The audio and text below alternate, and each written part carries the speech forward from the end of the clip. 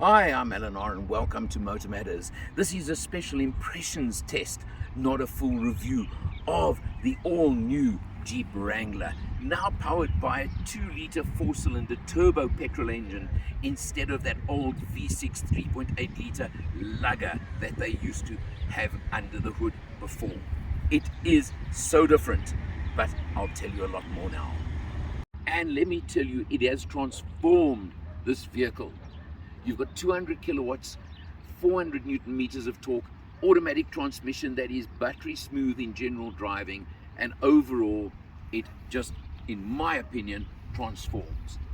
This is a special test, as I said, and it's from a dealership, not from Stellantis South Africa, from Arnold Chatz Motors in Constantia Kloof. So I'm not sure what extras they fitted on this vehicle right now and what is standard. I'll find that out later on.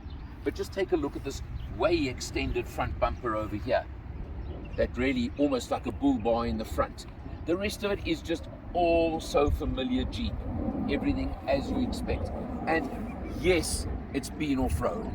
Yes, this is genuine mud on the car. I've been playing with it.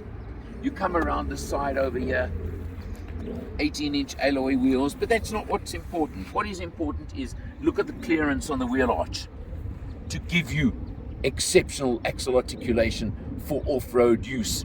But also, I don't know, I think they've softened up the suspension slightly for on-road. I don't know how they've done it, really. But what really, have a look here, what counts.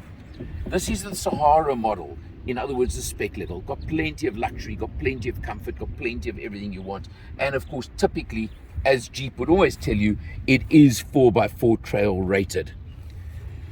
You come over here, you have a look.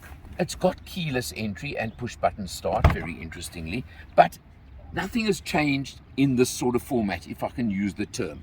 It's very, very much like the old model. Again, look at the mud, this is real. Now, there's no side step, so I've got to tell you, it is a bit of a reach to get up into the vehicle, especially for me. You know why, I don't have to tell you the reason. But you know what, that's not the point. You look at features like the stitching on the door, the full leather trim, much bigger center screen, infotainment screen over there, and obviously your 4x4 hardware, second gear lever to 4 low, things like that, that are just exactly what you expect from a Wrangler. They haven't changed. They've updated a little bit with the screen. They've put more safety spec into it. They've put more bells and bongs and whistles and things into it as well, just to make it more up to date. You've still got the lift out roof panels, you've still got the removable sections, you've still got all of those things. So it is the conundrum in one way, not in another way. All I can tell you is it's a Wrangler updated. 1.25 million rand for this model. You go up to 1.3 for the Rubicon. It's really up to you.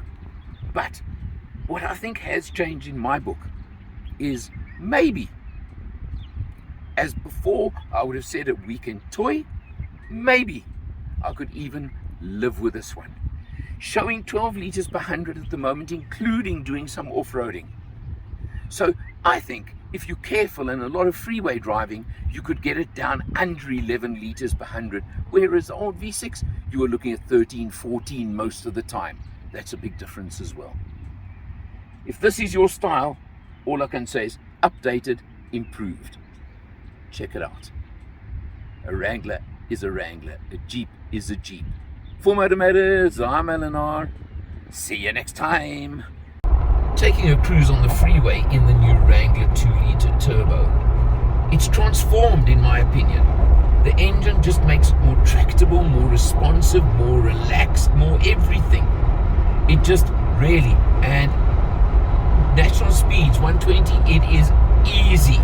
If you consider that I've done a fair bit of 4x4ing last night, you'll see video on it, that obviously messed up my fuel consumption, and I'm still sitting on 12 liters per 100. I can tell you that's a penalty of at least 1 liter per 100 on what I've done overall. I think that also says a lot. You would never have got anywhere near that number with the old V6.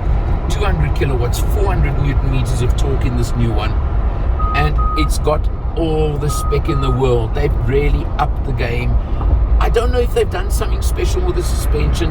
It feels more comfortable than I remember from the last time I drove a Wrangler. It just feels easier to drive. Nice big screen over here, all your controls over there. You've got everything you want, heated seats, the 4x4, of course, still the good old second gear lever, but it's much easier to work, much easier to operate. Just overall, I know everybody said, how can you downsize the engine to a 2-liter, blah, blah, blah. I think that's a great move. Well done on that Jeep. Thank you.